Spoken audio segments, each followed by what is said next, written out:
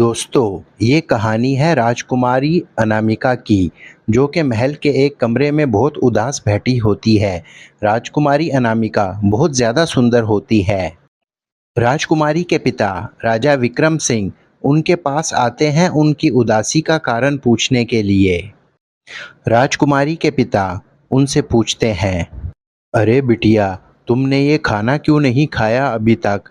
मुझे दासियों ने बताया है कि तुम खाना नहीं खा रही। आखिर क्या कारण है? पिताजी, आज मेरा मन बहुत ज़्यादा उदास है, इसीलिए मैंने खाना नहीं खाया। अरे बिटिया, क्या मैं आपकी उदासी का कारण जान सकता हूँ? पिताजी, मैं तंग आ गई हूँ इस महल में रहकर। मैं भी खुलकर सांस लेना चाहती हूँ। मैं कहीं भी जाती हूँ तो मेरे साथ सैनिकों का पहरा होता है। मुझे भी बाकी लड़कियों की तरह जिंदगी गुजारनी है। अरे बिटिया, ये तो बहुत अच्छी बात है कि आपके साथ हमेशा सैनिकों का पहरा होता है। आप तो राजकुमारी हैं, आप और लड़कियों की तरह तो नहीं कि आप अकेले घूम सके। ये ज़िंदगी तो बहुत अच्छी है। पर पिताजी, मैं तंग आ गई हूँ और मुझे ऐसी जिंदगी नहीं गुजारनी है।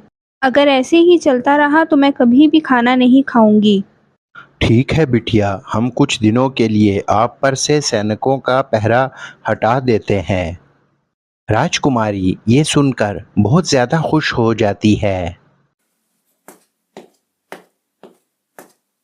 अगले दिन राजकुमारी पूरा महल घूमने लगती है, बगैर सैनिकों के। राजकुमारी अनामिका पूरा दिन बाग में गुजारती है और उसको बहुत अच्छा लग रहा होता है कि उसके इर्द गिर्द कोई सैनिक नहीं होता। रात के समय राजकुमारी अनामिका फिर उदास हो जाती है। महाराज राजा विक्रम सिंह फिर से उसके पास आते हैं उसकी उदासी का कारण पूछने के लिए। महाराज अपनी पुत्री से पूछते हैं, अरे बिटिया, फिर क्या हुआ? फिर क्यों उदास बैठी हुई हो? दासियों ने मुझे बताया है कि आपने अभी तक खाना भी नहीं खाया। हमने तो आपकी इच्छा भी पूरी कर दी थी। पर पिताजी, सिर्फ सैनिकों का पहरा हटाने से क्या होता है? मैंने सारा दिन महल में ही गुजारा। मैं महल से बाहर जाना चाहती हूँ, बाहर की दुनिया देखना चाहती हूँ। अरे बिटिया, ये तो संभव नहीं है। लेकिन आप तो मेरी हर इच्छा पूरी करते हैं ना, तो फिर ये कैसे संभव नहीं है? अच्छा, मुझे ये बताइए कि आप कहाँ जाएंगी और कैसे रहेंगी? मैं दासी के साथ उसके गांव चली जाऊंगी। वहीं पर रहूंगी। मैं भी देखती हूँ कि कैसे और लड़कियां अपना जीवन गुजारती हैं। मैं भी आम लोगों की तरह जीवन गुजारना चाहती हूँ। मना मत कीजिएगा पिताजी। अरे पुत्री, अगर आप इतना ही जिद कर रही हैं तो मैं आपको कुछ महीने के लिए अनुमति देता हूँ कि आप दासी के साथ रह सकती हैं। आपका धन्यवाद पिताजी। आप बहुत ज़्यादा अच्छे हैं। लेकिन राजकुमारी, एक बात का ख्याल कीजिएगा कि आपको अपना भरपूर ख्याल रखना पड़ेगा। ठीक है पिताजी, आप चिंता मत कीजिए। मैं कुछ महीनों बाद आपके पास लौट कर आ जाऊंगी और अपना बहुत ज़्यादा ख्याल रखूंगी। राजकुमारी अनामिका बहुत ज़्यादा खुश हो जाती है क्योंकि उसको अनुमति मिल चुकी होती है। अगली सुबह राजकुमारी बिल्कुल सादा कपड़े पहन लेती है और वो दासी के साथ जाने के लिए तैयार हो जाती है। राजकुमारी अपने सारे गहने भी महल में छोड़ देती है। कुछ समय बाद राजकुमारी अपनी उस दासी के साथ उसके घर आ जाती है। राजकुमारी, आप मेरे साथ आ तो गई हैं, पर मैं यहाँ गांव में सबको क्या बताऊंगी कि आप कौन हैं? सबसे पहले तो तुम मुझे राजकुमारी कहकर मत बुलाओ। तुम मुझे अनामिका बोल सकती हो। और तुम सबको कहना कि मैं तुम्हारी छोटी बहन हूँ और दूसरे गांव से आई हूँ। ठीक है राजकुमारी, जैसा आप चाहेंगी वैसा ही होगा। लेकिन अगर आपको यहाँ कोई दिक्कत हुई तो? अरे, मैं अपनी मर्जी से आई हूँ यहाँ पर, मुझे क्यों कोई दिक्कत होगी? अगर कोई हुई भी तो मैं अपने महल वापस लौट जाऊंगी। तुम इस बात की चिंता मत करो। ठीक है अनामिका, जैसा तुम कहो। राजकुमारी अनामिका दासी के साथ घर में उसके काम करने लग जाती है। पहले तो राजकुमारी को बहुत ज़्यादा दिक्कत होती है, लेकिन जो टाइम गुज़रता है वो बहुत आसानी के साथ सब काम कर लेती है। राजकुमारी रोज़ नदी के किनारे जाती है पानी भरने के लिए। एक दिन राजकुमारी नदी के किनारे पानी भर रही होती है कि वहाँ पर एक और जवान आ जाता है। राजकुमारी उसको देखकर बोलती है। अरे पहले आप पानी भर लीजिए, फिर मैं भर लूँगी। वो राजकुमारी को देखते ही उसके रूप का दीवाना हो जाता है। शाम के समय वही लड़का रूमना के घर के बाहर जाता है, जहाँ पर राजकुमारी अनामिका रहती है। अरे बोलो, तुम कौन हो और तुम्हें क्या काम है? अरे इस घर में एक लड़की रहती है जो सुबह के समय नदी में पानी भरने आई थी। मैं उसके बारे में जानना चाहता हूँ। पर तुम्हें उससे क्या? वो मेरी छोटी बहन है, तुम क्यों उसके बारे में पूछ रहे हो? क्योंकि वो मुझे बहुत अच्छी लगती है और मैं उससे विवाह करना चाहता हूँ। अरे ऐसा बिल्कुल भी संभव नहीं हो सकता। अरे क्यों नहीं संभव हो सकता? भला तुम ऐसा क्यों कह रही हो? इसका कारण वो तुम्हें खुद ही बता देगी। वो लड़का बहुत निराश हो जाता है रूमना की ये बात सुनकर। अब जब भी राजकुमारी अनामिका नदी के किनारे पानी भरने जाती है तो वो लड़का वहीं पर पहले से मौजूद होता है। राजकुमारी अनामिका उसे रोज देखती है। एक रात राजकुमारी सोच रही होती है। पता नहीं क्या कारण है, लेकिन जिस दिन नदी के किनारे मुझे वो लड़का नजर नहीं आता, तो मैं इतनी चिंतित क्यों हो जाती हूँ। मुझे उस लड़के में बिल्कुल भी लालच नहीं दिखाई देती और वो बहुत साफ दिल का लगता है। कहीं मैं उससे विवाह तो नहीं करना चाहती मन ही मन। अगली सुबह महाराज राजा विक्रम सिंह अपनी पुत्री से मिलने आते हैं। अरे आइए पिताजी, बताइए कैसे आना हुआ? अरे बिटिया, आप तो महल से जाते ही महल को भूल गई हैं। हम सबको आप बहुत याद आती हैं। मैं आपको यहाँ से वापस लेने आया हूँ। ये सुनते ही राजकुमारी अनामिका बहुत ज़्यादा उदास हो जाती है और कहती है। पिताजी, मैं यहाँ पर खुश हूँ, मैं वापस नहीं जाना चाहती हूँ। अरे बिटिया जी, चलिए, आपके लिए तो बहुत राज्यों से विवाह का न्योता आ रहा है और हम आपका विवाह करना चाहते हैं। पिताजी, मैं अभी विवाह नहीं करना चाहती हूँ, मुझे कुछ और समय रहना है यहाँ पर, और मैं विवाह उसी से करूँगी जो मन का साफ होगा। महाराज राजा विक्रम सिंह अपनी पुत्री राजकुमारी अनामिका के इस निर्णय का पालन करते हैं और वो उसको कुछ और समय रुमना के घर पर रहने की अनुमति दे देते हैं। अगले दिन जब राजकुमारी अनामिका वहाँ पर पानी भरने जाती है तो वो लड़का वहाँ पर पहले से ही होता है। वो राजकुमारी से कहता है। अरे अनामिका, मुझे तुम बहुत अच्छी लगती हो और मैं तुमसे विवाह करना चाहता हूँ। क्या तुम मेरे साथ विवाह करोगी? पर तुम्हें मेरे मन की बात कैसे पता लगी? मैं भी यही चाहती थी।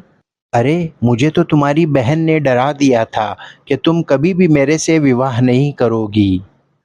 हाँ, पर अब मैं तुमसे विवाह करना चाहती हूँ।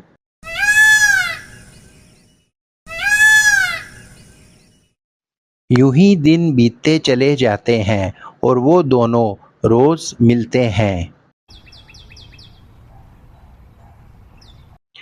एक दिन वो लड़का राजकुमारी से कहता है। अरे अब हमें बहुत समय हो चुका है एक दूसरे से मिलते हुए और हम एक दूसरे को बहुत अच्छी तरीके से जान चुके हैं। अब हमें विवाह करना चाहिए। मैं अपने माता पिता को तुम्हारे घर भेजता हूँ। वो सब तो ठीक है, पर मुझे एक बात की चिंता हो रही है। मैंने तुमसे एक बहुत बड़ा सच छुपाया है। अरे, कैसा सच छुपाया है? मुझे बताओ तो सही। मुझे क्षमा कर दो, पर मैं एक राजकुमारी हूँ। मेरा नाम राजकुमारी अनामिका है और मैं राजा विक्रम सिंह की इकलौती संतान हूँ। मैं तुमसे कभी ये बात ना छुपाती, लेकिन मैं चाहती थी मेरा विवाह किसी साफ मन वाले इंसान से हो। अगर मैं एक गरीब लड़की का रूप ना धारती, तो मुझे पता ना चलता कि मुझसे विवाह करने वाला लालची है या मन का सच्चा है। क्योंकि राजकुमारी से तो सभी विवाह करना चाहते हैं, लेकिन तुम नहीं जानते थे कि मैं एक राजकुमारी हूँ, फिर भी तुम मुझसे विवाह करना चाहते थे।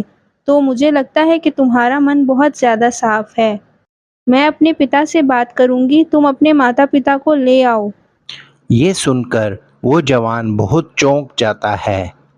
उसके बाद वो बिना कुछ कहे वहाँ से चला जाता है और राजकुमारी उसको देखती रहती है, उदास मन के साथ।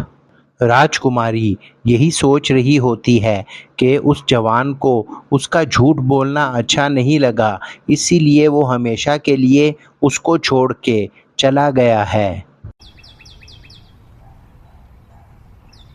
राजकुमारी अब रोज पानी भरने जाती है, लेकिन वो जवान अब वहाँ पर दिखाई नहीं देता। राजकुमारी अनामिका रोज ही निराश होकर वापस आ जाया करती है। राजकुमारी बहुत ज़्यादा उदास रहने लग चुकी होती है और अब उसका कहीं पर कोई मन नहीं लग रहा होता।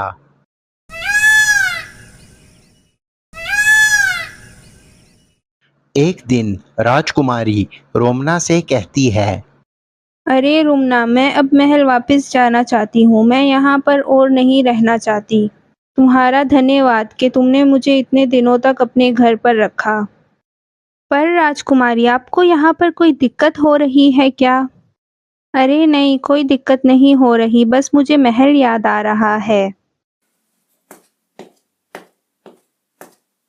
राजकुमारी उदास मन के साथ महल लौट जाती है। यूं ही दिन गुजरते चले जाते हैं। राजकुमारी अनामिका महल में भी बहुत ज़्यादा उदास रहने लग जाती है, लेकिन वो किसी के सामने भी अपनी उदासी का इजहार नहीं करती।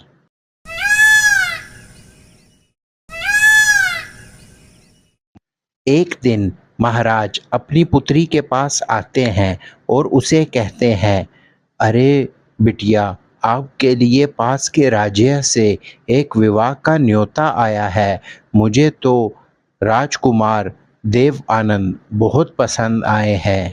अब आप बताइए कि आपकी क्या इच्छा है। मेरी कोई इच्छा नहीं है पिताजी, जैसे आपकी मर्जी। राजकुमारी अब बहुत ज़्यादा उदास होती है। वो अब अपने पिता को बिल्कुल इनकार नहीं कर सकती। फिर महाराज कहते हैं, अरे पुत्री, ठीक है, फिर मैं आपके विवाह की तैयारी शुरू करता हूँ। अगली सुबह हर तरफ राजकुमारी अनामिका के विवाह की हर तरफ तैयारियां हो रही होती हैं। पड़ोस के राजा अपने सारे परिवार के साथ महल में पहुंच जाते हैं। कुछ समय बाद दासी राजकुमारी अनामिका के पास आती है और उसे कहती है, अरे राजकुमारी, आपसे राजकुमार देवानंद अकेले में मिलना चाहते हैं। उनको आपसे कुछ बात करनी है। महाराज ने कहा है कि मैं आपको ये बता दूं। ठीक है, मैं उनसे मिल लेती हूँ। राजकुमारी अनामिका जब राजकुमार देव आनंद से मिलने जाती है तो वो चौंक जाती है।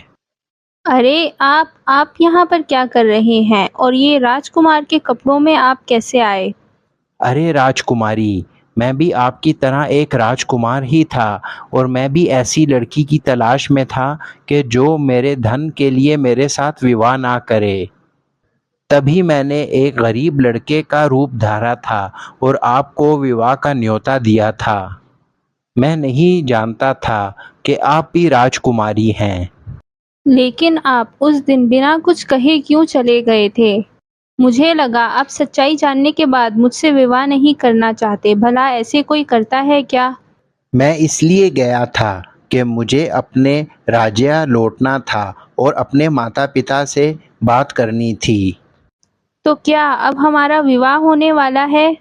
जी हाँ, अब आपका और मेरा विवाह होने वाला है और इस तरह राजकुमारी अनामिका बहुत ज़्यादा खुश हो जाती है।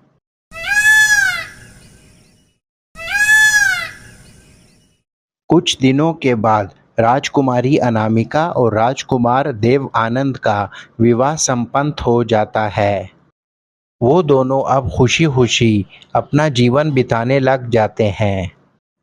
तो दोस्तों, आपको हमारी स्टोरी कैसे लगी हमें कमेंट सेक्शन में लाजमी बताइएगा। हमारे चैनल को सब्सक्राइब कीजिए और हमारी बेल आइकन को प्रेस कीजिए ताकि हमारे हर आने वाली नई स्टोरी का नोटिफिकेशन आपको टाइम पे मिल सके। तो चलिए मिलते हैं फिर किसी नेक्स्ट स्टोरी में।